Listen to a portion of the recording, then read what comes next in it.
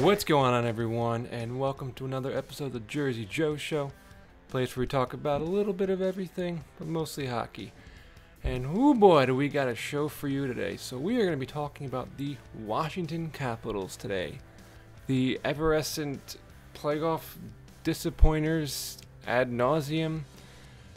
A million other things you could say about their playoff appearances the past few years, but I have to be honest, since the Devils haven't been in the playoffs since 2012, I've been a huge fan of the Capitals. I've always been pulling for them to win. I want Ovechkin to win a cup. I want Backstrom to win a cup. I want Holtby to win a cup. I want these players to have something to cherish and to remember when they eventually retire down the road. And right now they don't have that. They just have disappointment after disappointment after disappointment. And usually it's at the hands of the Penguins, which makes it even worse because the Penguins have now won 2 cups in a row. So, coming off of last year's second round loss to the Pittsburgh Penguins, Capitals had to take a bit of a nosedive. They went all in and they lost, and now they're having to pay for that. So let's take a look at how the Washington offseason went. So you have the blockbuster arrival of Smith-Pelly, who originally was with the Devils last year and was completely underwhelming and completely invisible for the majority of the season. And you have the addition of Tyler Graovac, who honestly is unproven. He's young, he's up and coming. He may be an addition, but he's not nearly enough to fulfill all that Washington had lost last season. And so let's take a look at the departures. First off, you have the departure of defenseman Carl Alzner. You have the trade of Marcus Johansson to New Jersey for a handful of draft picks, which are beyond, not even close to being near his worth. You have the departure of free agent Kevin Shattenkirk, who arguably was just a rental for the playoffs, but still, that's a big loss for the Capitals. You have the loss of Justin Williams, the loss of defenseman Nate Schmidt, and then you also lose Daniel Winnick.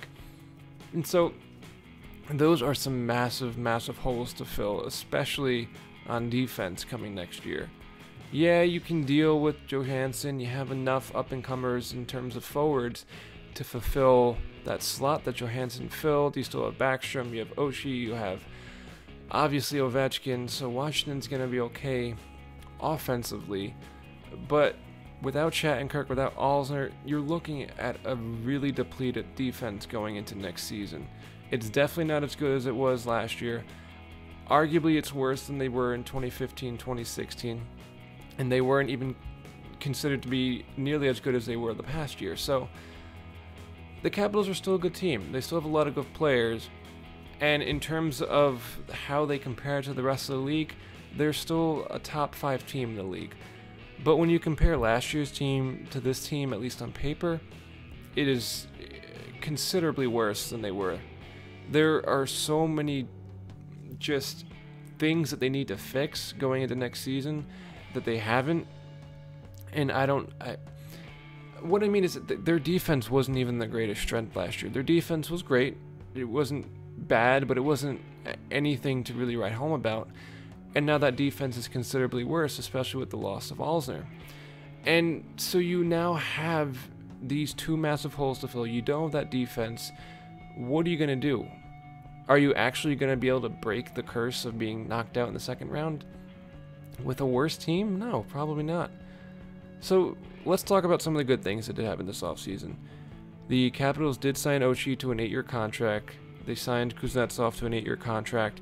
They signed Dmitry Orlov to a 6-year contract. They signed Andrei Burakovsky to a 2-year contract. And then they signed, I think it was Grubauer, to a year-long contract. So you solidified your core. Ovechkin had a down year. There's some reports going around that he lost some weight. He got, a bit more fit this offseason because maybe he realized he was starting to get out of shape. His age was catching up to him. But he may be starting to decline. He plays a very hard game. I'm surprised he's lasted this long. And he only misses, I think, an average of 3 to 5 games a season. And for a star player who plays 20 minutes a night, always uses his body that much, blocks shots, is obviously a target for other teams' enforcers and for their defensemen. He's played a lot of hockey in the past 10 years, and so a decline is not out of the question for him. But is he going to be as, I don't want to say ineffective.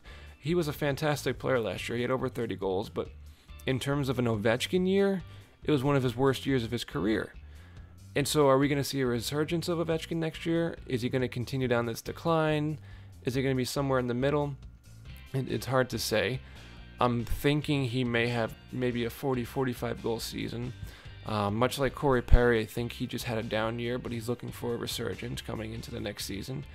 But is that going to be enough to really fill in the defensive lapses that they're going to be having now, because their defense is arguably going to be young and up and coming? They're going to have a lot of prospects in there. They're going to have a lot of younger guys who aren't completely proven coming in. And so your best defenseman right now is going to be Dmitry Orlov. And I think I just made a bunch of Capitals fans pull their hair out. That's not who you want your best defenseman to be. I don't know who it was this past season.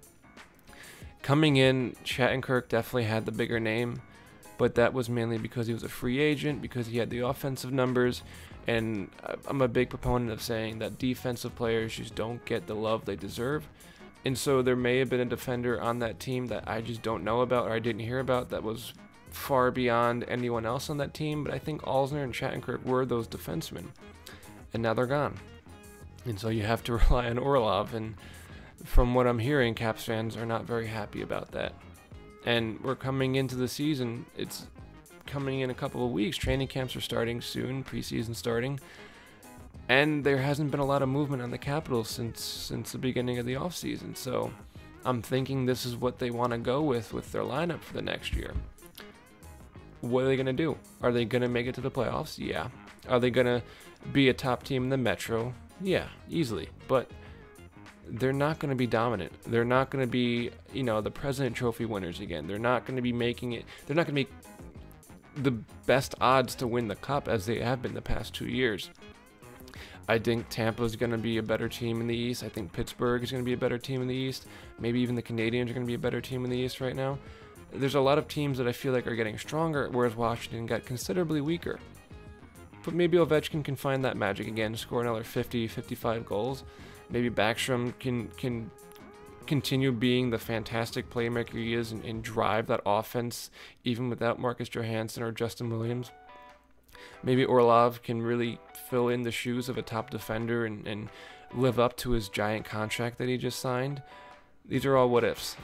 It's not a team I would bet to win the cup, but they are going to make the playoffs. They are going to make a splash. And when you have a team with Ovechkin, anything is possible. So, again, not putting all my money on them, but I think they're going to be just fine this next season. So that being said, this is my 31 and 31 series. I'm doing Team of Night until the season starts. So like and subscribe, and you'll be sure to see a lot more of me coming in the next few weeks. Take care.